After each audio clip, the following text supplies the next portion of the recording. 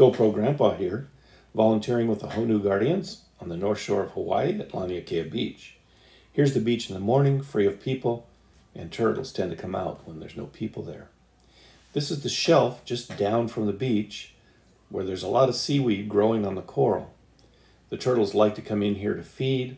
They're feeding very close to shore, and this is why they come out to bask, because food is right close to where they can come out and get warm. The young turtles won't come out, but the older ones do. This is the beach after the tourists arrive. People run down, put on their masks and snorkels, jump in the water, flap around, pretty much guaranteeing that no turtle is going to come up there anytime soon. In the afternoon, you can see that a turtle has come out on the beach. The tourists rush over to take pictures. They come in groups. The Oahu Guardians have to put a red rope down to keep people at least 10 feet away from the turtle. That's the legal distance. So the turtles are just offshore, feeding. They come up for air. They go back down to feed. They come up and check the beach, see if it's safe to come in. And so this is the dynamic that takes place when the turtles are close by the shore, feeding. Makana came out about mid-morning. Makana came up onto the beach and then came up to a dry spot and stayed for about 2 hours. These turtles can be identified with the marks on their head. They're unique, just like fingerprints are to people.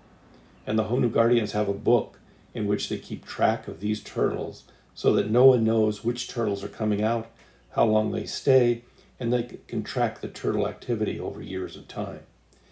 Makana is about 19 to 20 years old, still too young to tell whether it's a male or female turtle.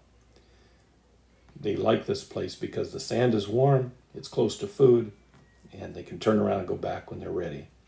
Problem is, people see turtles in the water, turtles on the shelf. They rush over to go try to snorkel and see the turtles in the water.